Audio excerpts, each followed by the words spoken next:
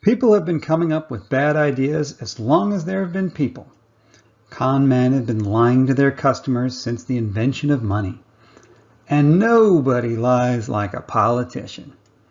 Well, it's an election year here in America, and that means it's more important than ever for each one of us to try to sort the good ideas from the bad ones, and the liars from the at least somewhat truthful candidates.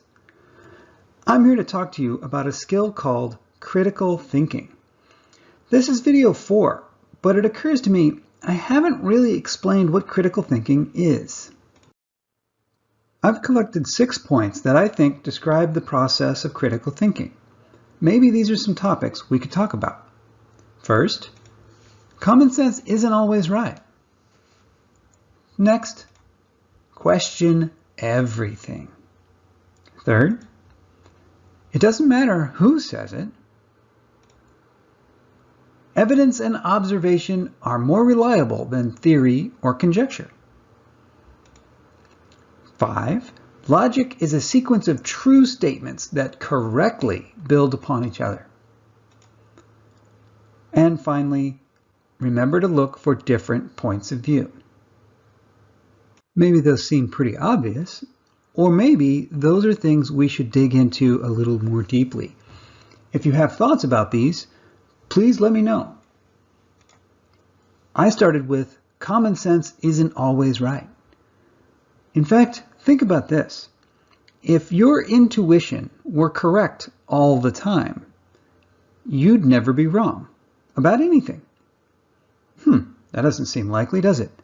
In fact, the whole scientific process is designed because common sense isn't always right. Sometimes you may need to do an experiment to find out whether your intuition was really correct or not. And guess what? Sometimes it isn't. When we're trying to figure out what's really true, watch out for things you've assumed to be true. Be prepared to question everything. The foundations of these things you think are common sense might have been wrong. Things you were told and you believed without checking. Things you read in a book. Be ready to check them. Does it matter who told you these things? No, not really. We might be inclined to trust some people more than others, but even those we trust the most could make mistakes themselves. And even the biggest liar on the planet sometimes tells the truth. So no matter who tells you something, we need to be prepared to question it.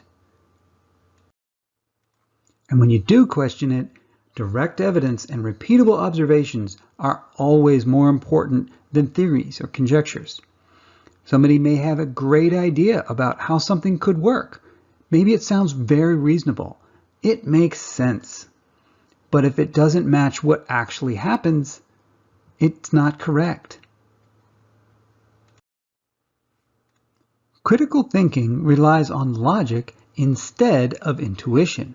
But what is logic? Logic is a sequence of statements, a series of statements that build towards a conclusion. If those statements are formulated correctly, and the statements are all true, and they do not contain hidden assumptions, then we can rely on that conclusion. Remember, this is only correct if the sequence is unbroken by any mistakes, no errors, and no gaps.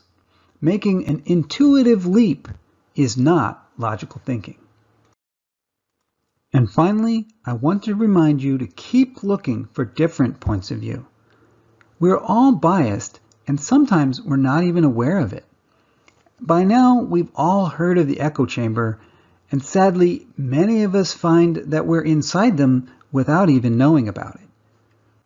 So the next time you encounter a new idea, I'm asking you to question it.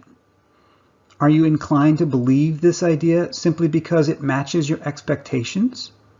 Or are you perhaps disregarding something because you don't trust the person who told you this?